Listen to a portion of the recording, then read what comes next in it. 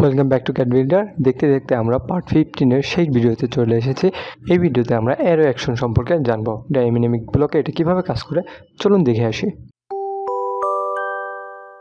So স্ক্রিনে আমরা একটা ব্লক দেখতে পাচ্ছি, মানে একটা সেট অফ ব্লক, মানে দুইটা ব্লক দেখতে পাচ্ছি। এখানে যদি আমি ইনসার্টে যাই তাহলে দেখতে পাবো এটা যে এখানে একটা ব্লক আছে, সেটাকে আমি ইনসার্ট করেছি এবং তার নিচে একেবারে এই ব্লকটার মিরর একটা ব্লক আমি দেখতে পাচ্ছি। আচ্ছা, আমি চাচ্ছি এখন যে এই ব্লকটার মতো করে আমি এমন একটা গ্রিপ তৈরি করতে চাই এইখানে আর এইখানে বা এই পয়েন্টে, যে এই দিক বরাবর একই ধরনের আমি যতগুলো চাই আমি এই রকম একটা সেট তৈরি করতে পারবো ততগুলা। একইভাবে এই দিক বরাবরও, অর্থাৎ এই ভার্টিক্যালিও আমি যতগুলো তৈরি করতে চাই সেগুলো আমি তৈরি করতে পারবো। তো এইটা আমরা হলো অ্যারে অ্যাকশনের মাধ্যমে তৈরি করতে পারি। তো তাহলে চলুন প্রথমে আমরা ক্রিয়েটে চলে যাই, তারপরে এটার একটা নাম দিই, আমি দিচ্ছি অ্যারে সেট। এরপর আমি পিক পয়েন্ট নিচ্ছি, আমি ধরেন এই মিড পয়েন্টটাকে পিক পয়েন্ট হিসেবে নিলাম। এরপর আমি এটাকে পুরোটা সিলেক্ট করলাম, আমি এন্টার করে দিলাম এবং এই ক্ষেত্রে আমি ওপেন ব্লক এডিটর এবং অ্যালো এক্সপ্লোডিংটাকে অবশ্যই চেক রাখি এবং আমি ওকে করে দিই। আচ্ছা, তাহলে আমার এইটা এখানে চলে আসছে। এবার আমি যদি অ্যাকশনে যাই, অ্যাকশনের আগে আমি প্যারামিটারে যাই। প্যারামিটারে গেলে আমরা একটা প্যারামিটার পাবো, XY প্যারামিটার।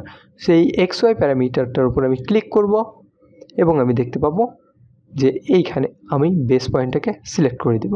আচ্ছা, এটা সিলেক্ট করে দেওয়ার পরেই কিন্তু আমি লক্ষ্য করি যে আমি দেখতে পাচ্ছি যে এই রকমভাবে আমার ডিস্টেন্স আছে। সো আমি এখন চাইলেই এইখানে আমার মাউস পয়েন্টারটাকে ক্লিক করে দেওয়ার মাধ্যমেই যে কোনো একটা ডিস্টেন্স আমি অ্যাড করে দিতে পারি। অথবা এই দিকে চাইলে সেটা পারি, এই দিকে চাইলে বা এইদিকে যেদিকে চাই আমি সেটা করতেই পারি। বাট আমি এটা চাচ্ছি না, আমি চাচ্ছি একটা নির্দিষ্ট ডিস্টেন্স এইটা করার জন্য।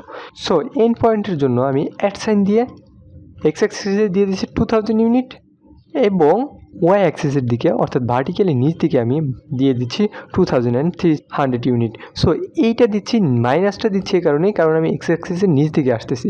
সো এটা দিয়ে আমি জাস্ট এন্টার করে দিই, তাহলেই আমি দেখতে পাবো যে আমার কিন্তু এইখানে পয়েন্টারটা সেট হয়ে গেছে। তার মানে এই পয়েন্টটাকে আমি স্পেসিফাই করলাম। ওকে, এবার আমার এখানে একটা অ্যাকশন দরকার। সো আমি অ্যাকশনে গিয়ে আমি হলো এটাকে চাচ্ছি অ্যারে করার জন্য। সো এইখান থেকে এই অ্যারে অ্যাকশনটাকে আমি সিলেক্ট করি। এরপর কি বলছে, সিলেক্ট প্যারামিটার, তাহলে আমি এই প্যারামিটারটাকে সিলেক্ট করি। এরপর আমাকে অবজেক্ট সিলেক্ট করতে হবে। সো আমি অবজেক্টগুলো সিলেক্ট করে দিলাম এবং আমি এন্টার করে দিই। সো এখানে আমাকে বলছে enter the distance between row or specify unit cell. So row বরাবর আমি এটার ডিস্টেন্স দিয়ে দিয়েছিলাম 2000 ইউনিট, এন্টার করি, এবং কলাম বরাবর এটার ডিস্টেন্স আমি দিয়েছি 2000 আর 3000 ইউনিট। সো এন্টার করি।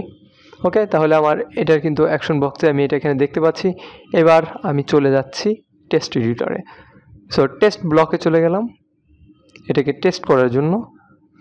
সো এটার আমি সিলেক্ট করি, আমি তিনটা গ্রিপ দেখতে পাচ্ছি, যে কোনো একটা গ্রিপের উপর ক্লিক করে আমি এখন কিন্তু এদিক থেকে চাইলেই আমি যত দিক দূর পর্যন্ত মাউস পয়েন্টার নিব তত দূরে আমি এটা অ্যাড করতে পারতেছি। একইভাবে আমি এটা নিচ দিকে অ্যাড করতে যাচ্ছি। সো এই গ্রিপটার উপর ক্লিক করি এবং আমি আমার প্রয়োজন মতো কিন্তু এখানে চাইলেই অ্যাড করতে পারতেছি। সো এটাকে আমি একটু উপরে উঠাই নিই, তাহলে ব্যাপারটা সহজ হবে। এই যে এইরকমভাবে কিন্তু আমি অ্যাড করতে পারতেছি। ওকে, এখন আমি এটাকে ক্লোজ করে দিচ্ছি এবং আমি এখানে এসে এটাকে সেভ করে দিচ্ছি ব্লকটাকে এবং ক্লোজ করে দিই। সো এইবার যদি আমি এটার উপর ক্লিক করি তাহলে তিনটা গ্রিপ আমি দেখতে পাচ্ছি। এই গ্রিপটাকে ক্লিক করলাম, এই দিক বরাবর আমি এটাকে চাইলেই অ্যাড করতে পারতেছি। একইভাবে এই গ্রিপটাকে ক্লিক করলাম এবং এই দিক বরাবর আমি চাইলেই অ্যাড করতে পারতেছি। সো আমার এখানে ডিস্টেন্সটা একটু কম হয়েছে, আর একটু বাড়াই দিলে এইখানে এটা মিশে যাইতো না, আমার এখানে মিশে গেছে। সো আপনারা আপনাদের প্রয়োজন মতো যে ডিস্টেন্স সেটা দিয়ে নেবেন। এর বাইরেও আমি চাচ্ছি যে ডিরেক্ট দুই দিকে না, হরিজেন্টালি এবং ভার্টিক্যাল গ্রিপ না, বরং আমি যদি 3 নম্বর গ্রিপটা ব্যবহার করি তাহলে একই সাথে আমি হরিজেন্টালি এবং ভার্টিক্যালি আমার প্রয়োজন মতো একই ধরনের অবজেক্ট, অর্থাৎ এই টেবিল সেটটাকে তৈরি করতে পারবো। সো এইভাবে অটোক্যাডে অ্যারো অ্যাকশন প্যারামিটারটা কাজ করে। পার্ট 15 আমাদের এখানেই শেষ। আশা করি পার্ট 15 বুঝতে কোনো অসুবিধা হয়নি। আমরা নানান ধরনের ডাইনামিক ব্লক তৈরি করা এবং তাদের ব্যবহার করা শিখলাম। আপনাদের যে কোনো প্রশ্ন, মতামত, জিজ্ঞাসা, মন্তব্য আমাদেরকে জানান ফেসবুক, ইউটিউবের কমেন্ট বক্স বা ইমেইলের মাধ্যমে। ক্যাড বিল্ডারের সাথে থাকার জন্য সবাইকে অনেক ধন্যবাদ।